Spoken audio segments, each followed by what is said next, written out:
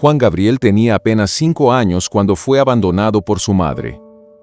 A los 13, mientras trabajaba en la casa de un sacerdote, sufrió uno de los episodios más dolorosos de su infancia. Abusaron de él. Guardó ese secreto durante más de medio siglo y jamás habló públicamente de él. A los 20, terminó encerrado en la cárcel de Lecumberri por un delito que siempre aseguró no haber cometido. Desde aquella celda escribió una carta tras otra a su madre. Ella las recibió, las leyó, y nunca respondió ninguna. Años después, ese mismo hombre se convertiría en el artista mexicano más exitoso de todos los tiempos. Llenaría estadios, escribiría más de 1800 canciones y conquistaría el corazón de millones de personas con una voz capaz de convertir el dolor en música. Pero hay una pregunta que lo acompañó durante toda su vida. ¿Por qué la mujer a la que dedicó algunas de sus canciones más profundas nunca logró ocupar un lugar en su corazón? Existe un episodio que muy pocos conocen. Un día, Juan Gabriel llegó a su casa y vio una fotografía de su madre colocada sobre la chimenea. Permaneció en silencio unos segundos y luego dijo algo que dejó sin palabras a quienes estaban presentes. ¿Qué hace ahí esa señora? Quítenla, no la quiero ver. No dijo mi mamá. No dijo mi madre. Dijo, esa señora. ¿Cómo llegó un hijo a sentir algo así por la mujer que le dio la vida? La respuesta comienza mucho antes de los escenarios, de los aplausos y de la fama. Comienza el 7 de enero de 1950 en Parácuaro, Michoacán. Un pequeño pueblo donde la pobreza parecía heredarse de generación en generación. Calles de tierra, casas de adobe y familias enteras luchando cada día por sobrevivir. Ahí nació Alberto Aguilera Valadez, el menor de 10 hermanos. Su padre, Gabriel Aguilera Rodríguez, era campesino. Trabajaba sin descanso para mantener a su familia, pero un violento incidente cambió el rumbo de todos. Tras una pelea, sufrió una profunda crisis emocional que terminó con su internamiento en un hospital psiquiátrico. Desde ese momento, Victoria Valadez quedó sola frente a una tarea casi imposible. 10 hijos. Sin dinero. Sin ayuda. Con la esperanza de encontrar una oportunidad, se mudó a Ciudad Juárez y consiguió empleo como trabajadora doméstica. Pasaba los días limpiando casas ajenas, cocinando para otras familias y haciendo todo lo posible por sacar adelante a los suyos. Pero el esfuerzo no alcanzaba. Y llegó el día en que tuvo que tomar una decisión que perseguiría a Alberto durante el resto de su vida. Con apenas 5 años, lo llevó a un internado para menores. Lo tomó de la mano. Lo acompañó hasta la entrada. Se despidió. Y se marchó. El pequeño la vio alejarse convencido de que volvería esa misma tarde. Esperó. Esperó al día siguiente. Después una semana. Luego un mes. Más tarde un año. Pero ella nunca regresó por él. Sin saberlo, ese niño acababa de comenzar un camino lleno de heridas que marcarían toda su existencia. Porque el abandono no sería el último golpe que recibiría. Lo peor todavía estaba por venir. Alberto pasó los primeros días mirando hacia la puerta del internado. Cada vez que escuchaba abrirse el portón, levantaba la cabeza con la esperanza de verla entrar. Pensaba que su madre había tardado un poco más de lo normal, que quizá estaba trabajando o que había tenido algún problema para regresar. Pero los días comenzaron a convertirse en semanas. Las semanas en meses. Y los meses en años. Victoria Valadez nunca volvió por él. Con el paso del tiempo, Alberto dejó de preguntar cuándo regresaría su mamá. No porque hubiera encontrado una respuesta, sino porque comprendió que nadie podía dársela. Años después, recordaría ese momento con una frase que decía más que cualquier explicación. Pienso que mi mamá no podía conmigo, por eso me llevó al internado. Ni siquiera de adulto pudo afirmar con certeza por qué lo había dejado ahí. Después de medio siglo, seguía buscando una razón. Durante todos los años que permaneció en aquel lugar, Victoria solo lo visitó una vez. Fue una visita breve. Pocas palabras. Ningún abrazo que pudiera borrar tantos meses de ausencia. Después volvió a marcharse. Y esa sería la última vez que Alberto la vería durante su infancia. Sin embargo, en medio de tanta soledad, había una persona que nunca dejó de quererlo. Su hermana Virginia. Ella era la mayor de la familia y había cuidado de Alberto desde que nació. Lo alimentaba, lo protegía y lo cargaba en brazos cuando todavía era un bebé. Con el tiempo, Juan Gabriel confesaría que durante muchos años creyó que Virginia era su verdadera madre. Porque era la única persona que le daba el cariño que tanto necesitaba.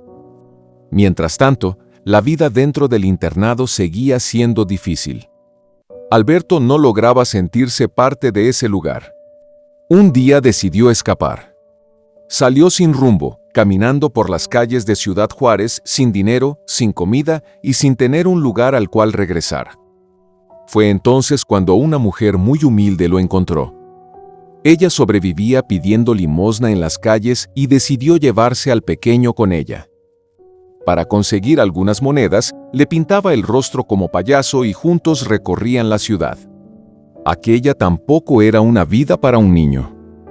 Tiempo después, Virginia logró encontrarlo. Lo abrazó. Y aunque le dolía hacerlo, tuvo que llevarlo nuevamente al internado. Parecía que el destino insistía en devolverlo al mismo lugar del que tanto quería escapar. Pero fue precisamente allí donde aparecieron las dos personas que cambiarían su vida para siempre. La primera fue Micaela Alvarado, una educadora que comenzó a tratarlo con el cariño que nunca había recibido de su madre. Lo escuchaba, lo alentaba, y le hacía sentir, por primera vez en mucho tiempo, que su vida sí tenía valor. La segunda fue Juan Contreras, un maestro que además de enseñar distintos oficios, dedicaba parte de su tiempo a la música. Él fue quien descubrió que aquel niño callado tenía un talento extraordinario. Le enseñó a tocar la guitarra. Le mostró el piano. Y le abrió una puerta que cambiaría su destino para siempre. Fue entonces cuando Alberto escribió su primera canción. Tenía apenas 13 años. Aquel momento parecía marcar el inicio de una nueva vida. Pero mientras la música comenzaba a convertirse en su refugio, fuera de esas notas lo esperaba una experiencia que jamás olvidaría. Un episodio tan doloroso que decidió guardarlo en silencio durante más de 50 años. Y del que el mundo solo conocería la verdad muchos años después de su muerte. A los 13 años, Alberto Aguilera sintió por primera vez que la música podía salvarlo. Cada vez que se sentaba frente a una guitarra o un piano, el dolor parecía desaparecer por unos minutos. Era el único lugar donde podía olvidar el abandono, la pobreza y la sensación de no pertenecer a ningún sitio. Su maestro, Juan Contreras, veía en él un talento extraordinario. Fue también por él que, años más tarde, Alberto tomaría el nombre de Juan para construir el personaje que el mundo conocería como Juan Gabriel, completándolo con Gabriel, en honor a su padre. Pero mientras descubría el don que cambiaría su vida para siempre, ocurrió un hecho que marcaría su infancia de la manera más profunda. Para ayudar a sostenerse, Alberto comenzó a realizar pequeños trabajos fuera del internado. Uno de ellos fue como ayudante en la casa de un sacerdote. Era un hombre en quien cualquiera habría confiado. Alguien que debía representar protección. Pero, según se reveló décadas después en el documental Juan Gabriel, Debo, Puedo y Quiero, estrenado por Netflix en 2025 y basado en el archivo personal del cantante, fue precisamente allí donde Alberto vivió uno de los episodios más dolorosos de toda su vida. Tenía apenas 13 años. Nunca habló públicamente de aquello. Jamás dio entrevistas contando lo que ocurrió. Nunca escribió un libro para denunciarlo. Ni siquiera lo incluyó en la serie biográfica Hasta que te conocí, proyecto que él mismo supervisó antes de morir. Guardó ese recuerdo en silencio durante más de 50 años. Como si hubiera decidido enterrarlo para siempre. Quizá porque en aquella época casi nadie escuchaba a un niño. Quizá porque no tenía a quién acudir. Su madre estaba ausente. Su padre llevaba años internado. Y el pequeño Alberto había aprendido desde muy temprano que había dolores que debía enfrentar completamente solo. A pesar de todo, siguió adelante. Nunca permitió que ese episodio acabara con su sueño. Continuó escribiendo canciones. Continuó aprendiendo música. Continuó imaginando que algún día subiría a un escenario donde nadie pudiera volver a hacerlo sentir pequeño. Pero la vida todavía tenía preparada otra prueba. Al crecer, Alberto comenzó a llamar la atención por su forma de hablar, de caminar y de expresarse. En el México de los años 60, ser diferente muchas veces bastaba para convertirse en blanco de burlas, discriminación e incluso abusos de autoridad. Con apenas 16 años fue detenido por la policía bajo acusaciones menores que nunca definieron quién era realmente.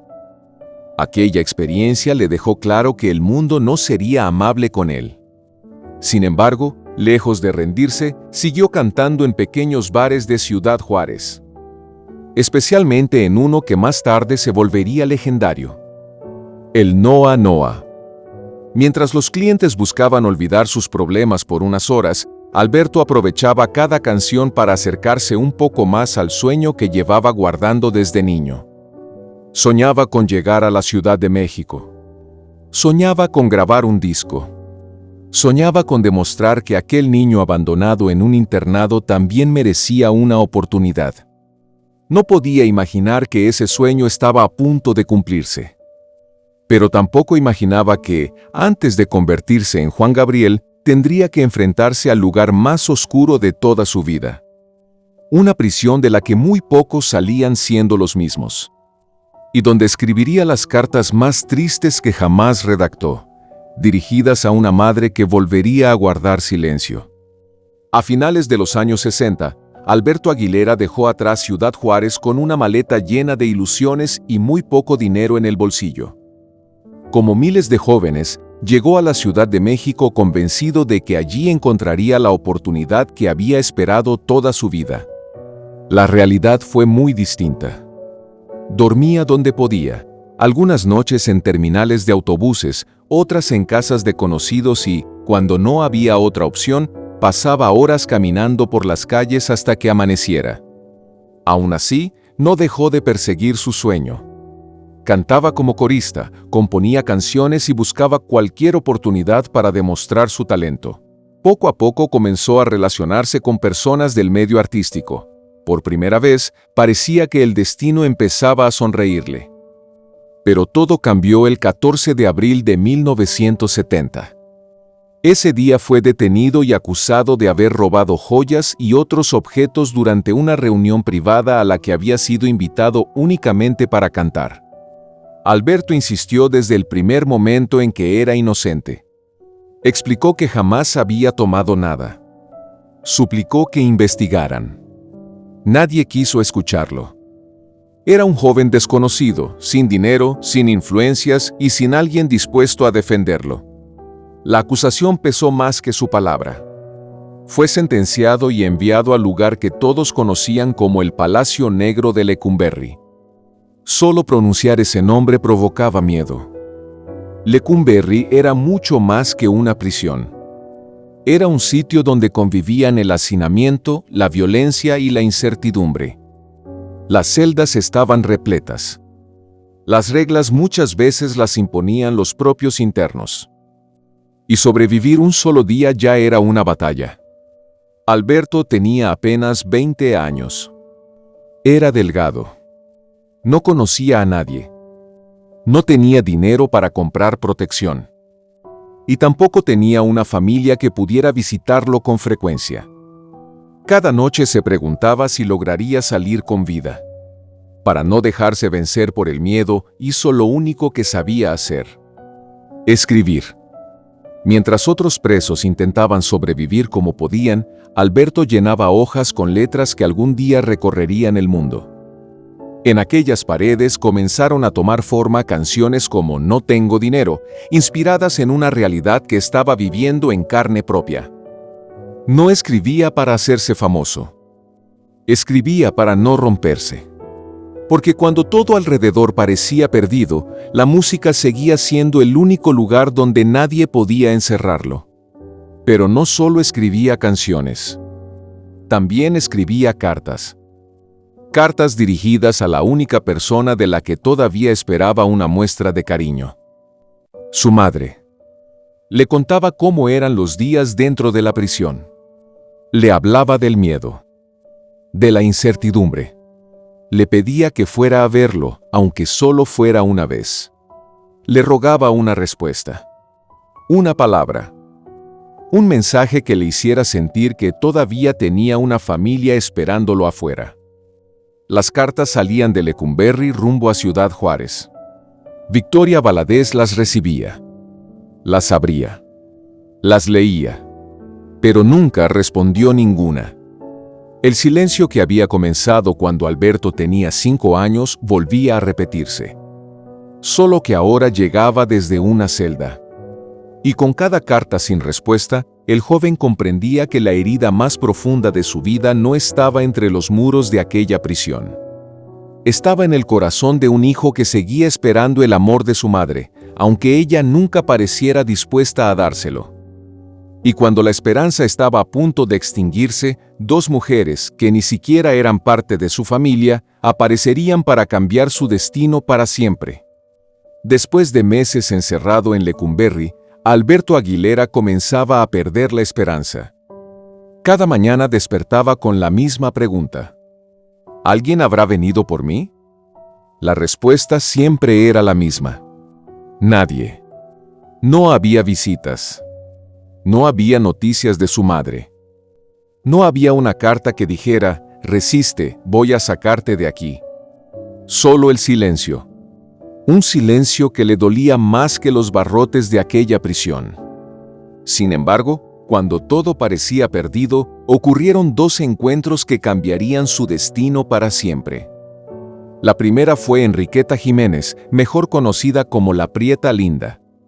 Tiempo atrás había escuchado algunas de las canciones de aquel joven desconocido y había quedado impresionada por su talento. Cuando supo que estaba preso, se negó a creer que ese muchacho pudiera ser el delincuente que describían los expedientes. Decidió ayudarlo. Movió contactos. Preguntó. Insistió. Buscó la manera de demostrar que Alberto merecía otra oportunidad. La segunda persona fue Ofelia Urtuzuastegui de Puentes, esposa del entonces director de Lecumberri. Alberto logró hablar con ella. No tenía dinero para pagar un abogado importante. No tenía influencias. Solo tenía su palabra. Le contó su historia. Le explicó que era compositor. Que había llegado a la Ciudad de México persiguiendo un sueño. Que era inocente. Y, por alguna razón, ella le creyó. 2 mujeres que no tenían ninguna obligación con él, hicieron lo que la persona que más esperaba nunca hizo. Lo escucharon. Gracias a sus gestiones, Alberto obtuvo la libertad después de permanecer alrededor de 1 año y medio en prisión. Salió de Lecumberri con una pequeña maleta. Sin dinero. Sin fama. Pero con algo mucho más valioso. La convicción de que jamás volvería a permitir que alguien decidiera su destino. Apenas recuperó la libertad, regresó a tocar puertas. No dejó que el resentimiento lo venciera.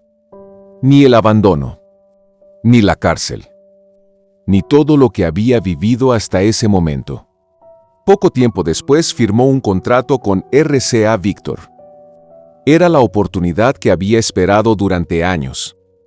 El joven desconocido llamado Alberto Aguilera comenzaba a desaparecer. En su lugar nacía un nuevo nombre. Juan Gabriel. Juan, en honor al maestro que le enseñó música cuando era un niño. Gabriel, en honor a ese padre del que la vida lo separó demasiado pronto. Con ese nombre grabó sus primeras canciones. Y ocurrió algo extraordinario. No tengo dinero, comenzó a sonar en la radio. Después llegó Me he quedado solo. Luego, una canción tras otra. El público empezó a descubrir que detrás de aquella voz había un compositor distinto. Un hombre capaz de convertir el dolor en poesía. Lo que muy pocos sabían era que muchas de esas letras no nacían de la imaginación. Nacían de su propia vida. Del niño abandonado. Del adolescente que aprendió a guardar silencio. Del joven que escribió canciones en una celda mientras esperaba una respuesta que nunca llegó. Con el paso de los años, Juan Gabriel dejó de ser una promesa para convertirse en un fenómeno. Los teatros comenzaron a llenarse. Las disqueras competían por trabajar con él. Los artistas más importantes querían grabar sus composiciones. Y el dinero, por primera vez, dejó de ser un problema. Pero había una cuenta que seguía pendiente. Porque a pesar de todo lo que había vivido, a pesar del abandono, a pesar de las cartas sin respuesta, Juan Gabriel seguía buscando a la mujer que marcó toda su existencia. La misma mujer que un día lo dejó en la puerta de un internado. Y estaba decidido a demostrarle que aquel niño al que nadie apostó sí había logrado convertirse en alguien extraordinario.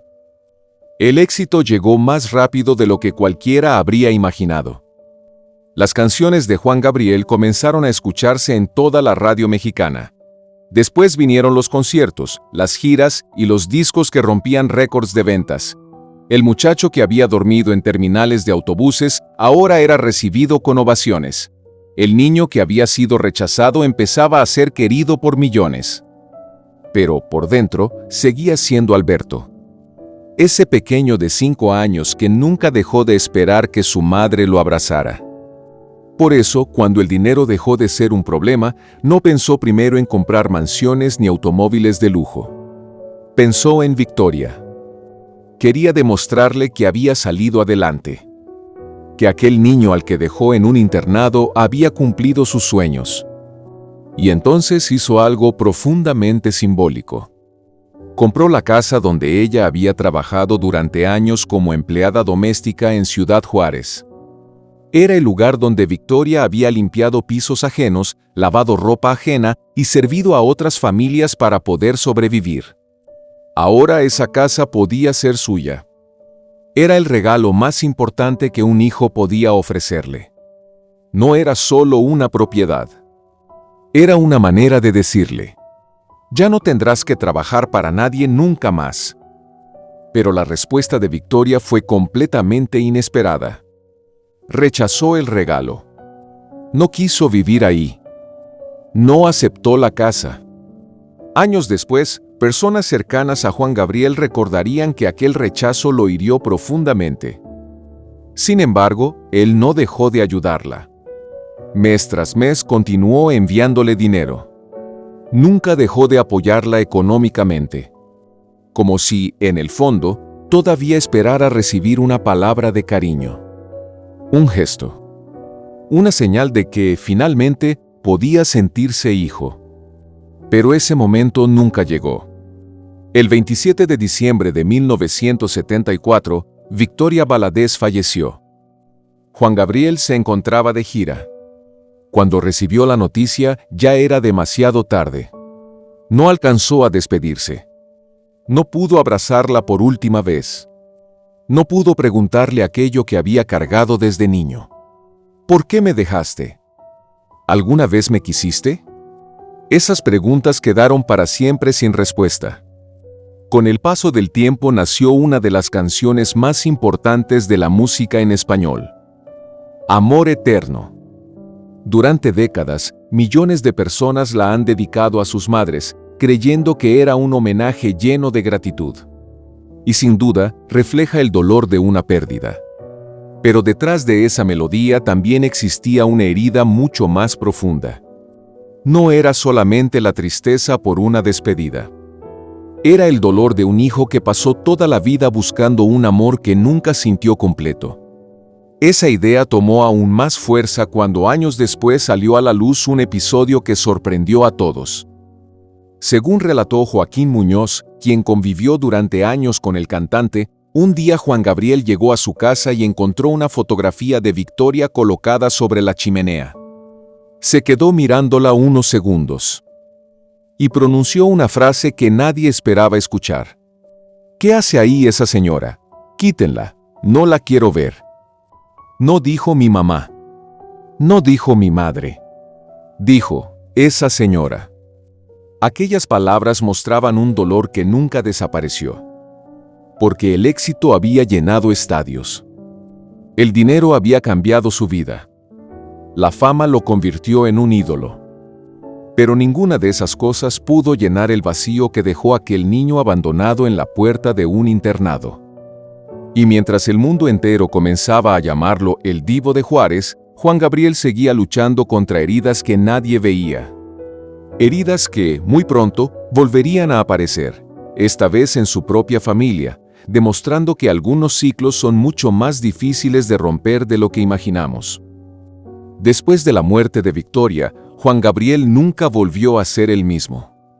Siguió componiendo. Siguió llenando escenarios. Siguió sonriendo frente al público. Pero quienes trabajaban con él aseguraban que cuando se apagaban las luces, aparecía un hombre completamente distinto. Un hombre reservado, desconfiado y profundamente solitario. Aún así, nada pudo detener su carrera.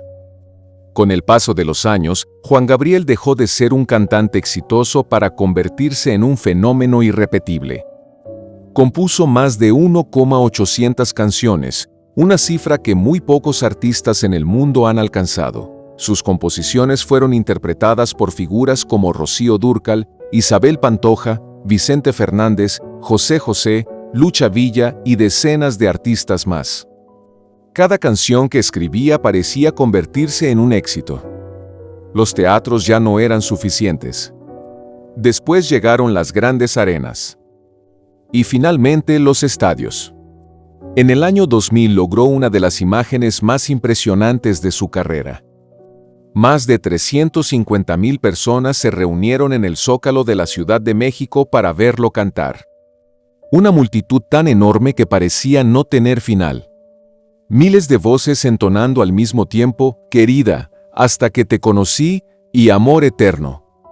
Era el artista más querido del país. Sin embargo, mientras el público lo convertía en leyenda, él seguía enfrentando otra batalla. Durante décadas evitó hablar abiertamente sobre su vida privada.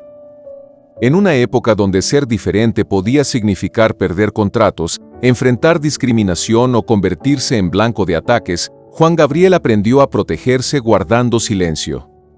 Hasta que, en 2002, durante una entrevista, un periodista decidió hacerle la pregunta que llevaba años persiguiéndolo. ¿Es usted homosexual? Juan Gabriel sonrió. No discutió. No se molestó. Simplemente respondió con una frase que terminaría haciendo historia. Lo que se ve no se pregunta. Aquellas 6 palabras recorrieron toda Hispanoamérica. Para muchos fueron una respuesta elegante. Para otros, un acto de enorme valentía. Pero también reflejaban la forma en que había aprendido a sobrevivir.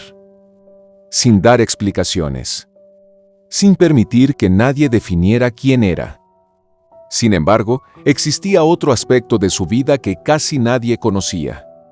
Durante años, el gobierno mexicano elaboró expedientes sobre él. Documentos donde se registraban distintos aspectos de su vida personal y profesional.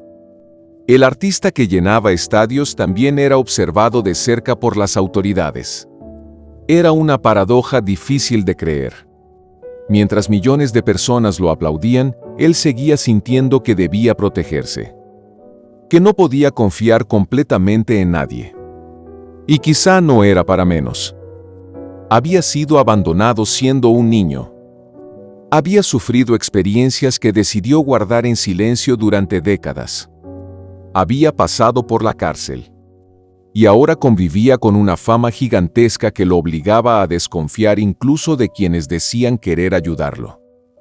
Pero había otro problema que crecía silenciosamente. Uno que no tenía que ver con la música. Ni con los escenarios. ni con su vida privada. Tenía que ver con el dinero. Juan Gabriel ganaba millones de dólares. Vendía discos por millones. Llenaba conciertos en México, Estados Unidos y América Latina. Parecía tener una fortuna imposible de gastar. Sin embargo, detrás de esa imagen de éxito absoluto, comenzaba a esconderse una realidad que muy pocos imaginaban. Una serie de decisiones que, con el paso de los años, pondrían en riesgo gran parte de todo lo que había construido. Porque el hombre que convirtió el dolor en canciones estaba a punto de descubrir que ni siquiera una leyenda puede escapar de las cuentas pendientes. Para el público, Juan Gabriel era un hombre que lo tenía todo. Llenaba estadios en México, Estados Unidos y América Latina. Vendía millones de discos. Cada concierto reunía a miles de personas dispuestas a pagar por verlo cantar. Su fortuna crecía año tras año y su nombre ya era sinónimo de éxito. Pero detrás de los reflectores existía una realidad completamente distinta. Juan Gabriel era un genio para escribir canciones, no para administrar dinero. Quienes trabajaron con él contaban que era extremadamente generoso. Regalaba dinero. Ayudaba a familiares y amigos. Compraba propiedades. Confiaba fácilmente en las personas que lo rodeaban. Y muchas veces firmaba documentos sin prestar demasiada atención a los detalles. Mientras su carrera alcanzaba el punto más alto, sus problemas fiscales comenzaban a crecer en silencio. Durante años tuvo diferencias con las autoridades por el pago de impuestos. Según personas cercanas, Juan Gabriel estaba convencido de que los artistas aportaban demasiado al país como para seguir pagando cada vez más. Era una forma de pensar que terminaría costándole muy caro. Con el paso del tiempo, las deudas comenzaron a acumularse. Y entonces ocurrió algo que parecía imposible. Las autoridades embargaron varias de sus propiedades. Casas. Terrenos. Inmuebles que había comprado después de años de trabajo. Todo comenzó a salir de sus manos. Intentando recuperarlos, confió en personas cercanas para que adquirieran algunas propiedades durante los procesos legales. Pero con el tiempo esa decisión se convertiría en una nueva fuente de conflictos. Algunas de esas propiedades jamás regresaron a su patrimonio. Aún así, Juan Gabriel siguió trabajando sin descanso. Aceptaba giras interminables. Conciertos uno tras otro. Parecía que nunca descansaba. Quería seguir cantando. Seguir componiendo. Seguir generando dinero para resolver los problemas que crecían detrás de cámaras. En 2005 volvió a vivir un momento muy difícil. Fue detenido por problemas relacionados con sus obligaciones fiscales. Las imágenes dieron la vuelta al país. Ver al artista más querido de México enfrentando a las autoridades fue un golpe para millones de seguidores. Cuando recuperó su libertad, pronunció una frase que reflejaba su manera de enfrentar la situación. Lo que se pague con dinero es barato. Pero la realidad era mucho más complicada. Porque las deudas seguían aumentando. Y mientras el público pensaba que Juan Gabriel era uno de los hombres más ricos del continente, él continuaba perdiendo propiedades y enfrentando negociaciones cada vez más difíciles. Su propio hijo, Iván Aguilera, reconocería años después que muchas casas y terrenos que su padre esperaba recuperar nunca pudieron volver a sus manos. Era una contradicción difícil de entender. El compositor más exitoso de México. El hombre que llenaba estadios. El artista que generaba millones de dólares. Comenzaba a ver cómo parte de su patrimonio desaparecía. Sin embargo, nada de eso parecía importarle cuando subía a un escenario. Frente al público seguía entregándolo todo. Cantaba durante horas.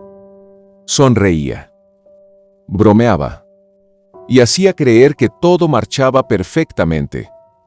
Nadie imaginaba que su cuerpo también empezaba a enviar señales de agotamiento. Los años de trabajo ininterrumpido junto con diversos problemas de salud, comenzaban a pasarle factura. Pero Juan Gabriel no estaba dispuesto a detenerse. Seguía haciendo planes. Seguía organizando nuevas giras. Seguía soñando con futuros conciertos, sin saber que uno de ellos sería el último. Porque después de emocionar a miles de personas en California, el destino le tenía preparada una despedida que nadie, absolutamente nadie, vio venir. El 26 de agosto de 2016, Juan Gabriel subió al escenario del The Forum en Inglewood, California. Nadie imaginaba que ese sería el último concierto de su vida. Frente a más de 17,000 personas, el Divo de Juárez hizo lo que mejor sabía hacer. Cantó, rió, bromeó con el público. Interpretó los éxitos que habían acompañado a generaciones enteras, Querida, Hasta que te conocí, Amor eterno y muchas más. Durante más de 2 horas el recinto fue una sola voz. Miles de personas cantaban cada palabra como si estuvieran viviendo un momento histórico. Y sin saberlo, realmente lo estaban viviendo. En uno de los momentos más emotivos de la noche, Juan Gabriel rindió homenaje a su gran amiga Rocío Dúrcal mientras su imagen aparecía en las pantallas gigantes. El público no dejó de aplaudir. Parecía una celebración. Pero también, sin que nadie lo supiera, era una despedida. Al finalizar el concierto apareció un mensaje en las pantallas que hoy muchos recuerdan con escalofríos. Felicidades a todas las personas que están orgullosas de ser lo que son. Después saludó al público. Sonrió. Agradeció el cariño de sus seguidores. Y abandonó el escenario. Nadie imaginaba que era la última vez que millones de personas lo verían con vida. 2 días después, el 28 de agosto de 2016, Juan Gabriel se encontraba en el departamento donde se hospedaba en Santa Mónica, California. Había hablado con parte de su equipo sobre los siguientes conciertos. Todavía hacía planes. Todavía pensaba en nuevos proyectos. Todo indicaba que la gira continuaría. Pero esa mañana comenzó a sentirse mal. Pidió que le acercaran su tanque de oxígeno porque tenía dificultades para respirar. Poco después sufrió un infarto. Cuando llegaron los servicios de emergencia ya era demasiado tarde. Juan Gabriel murió a los 66 años. Según los reportes oficiales, fue encontrado en el baño de su departamento. Solo. La noticia paralizó a México. En cuestión de minutos, las estaciones de radio comenzaron a interrumpir su programación. Los canales de televisión cambiaron su cobertura. Las redes sociales se llenaron de mensajes de despedida. Millones de personas no podían creerlo. El hombre que había acompañado tantas historias de amor y desamor ya no estaba. Miles de seguidores comenzaron a reunirse espontáneamente para cantar sus canciones. En plazas. En calles, en monumentos, en cualquier lugar donde alguien pudiera recordarlo. Pero hubo una decisión que generó una enorme polémica. Menos de 48 horas después de su fallecimiento, sus restos fueron cremados en California. No hubo un velorio público. Muchos admiradores sintieron que no tuvieron la oportunidad de despedirse del artista que había marcado sus vidas. Aquella decisión alimentó toda clase de rumores y teorías que continúan circulando hasta hoy. Sin embargo, mientras el país lloraba su partida, otra historia comenzaba a escribirse lejos de los reflectores. Una historia de demandas, conflictos, propiedades y una fortuna que despertó el interés de muchas personas. Porque la muerte de Juan Gabriel no puso fin a los problemas. En realidad, fue el comienzo de una batalla que dividiría a su familia durante años. Una guerra por su herencia que sacaría a la luz viejos resentimientos, nuevos reclamos y secretos que nadie imaginaba. Y, 9 años después de su partida, esa historia todavía está lejos de terminar. La muerte de Juan Gabriel no puso fin a su historia. En realidad, fue el comienzo de una nueva batalla. Mientras millones de personas lloraban su partida y cantaban Amor Eterno, su familia comenzaba una guerra por la herencia que había construido durante toda una vida de trabajo.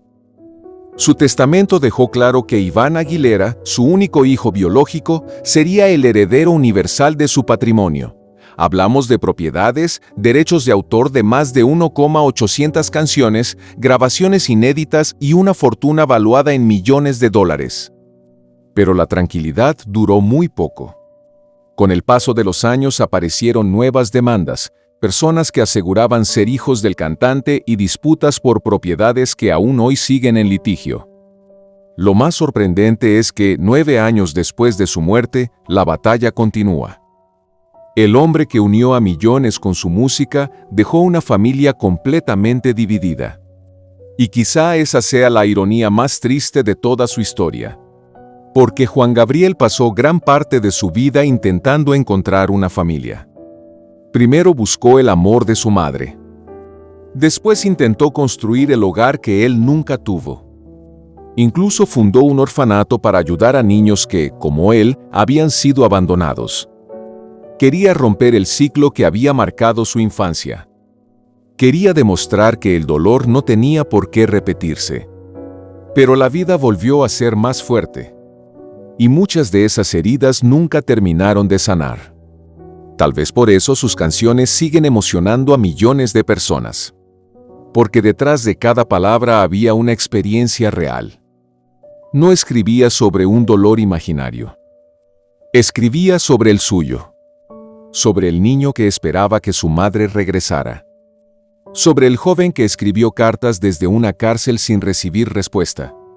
Sobre el hombre que llenó estadios, pero que en el fondo seguía buscando una sola palabra que nunca llegó. Te quiero. Hay una frase de Juan Gabriel que resume toda su existencia. No sabían qué hacer conmigo, pero después no sabían qué hacer sin mí. Y tenía razón. El niño que fue rechazado terminó convirtiéndose en uno de los artistas más importantes de la historia de la música en español. El hombre que tantas veces lloró en silencio logró acompañar con sus canciones el dolor, el amor y los recuerdos de millones de personas. Ese es el verdadero legado de Juan Gabriel. No fueron los millones. No fueron los récords. No fueron las propiedades. Fue demostrar que incluso desde las heridas más profundas pueden hacer un arte capaz de volverse eterno. Ahora quiero saber tu opinión. ¿Crees que Juan Gabriel alguna vez logró perdonar a su madre o piensas que ese vacío lo acompañó hasta el último instante de su vida? Déjamelo en los comentarios porque quiero leerte. Y si esta historia te conmovió, suscríbete ahora mismo, porque mañana conoceremos la vida de un personaje que también conquistó la fama, ocultó un secreto durante años y terminó protagonizando uno de los finales más impactantes y polémicos del mundo del espectáculo. Cuando descubras quién fue, entenderás por qué su historia sigue causando escalofríos hasta el día de hoy. No te la puedes perder.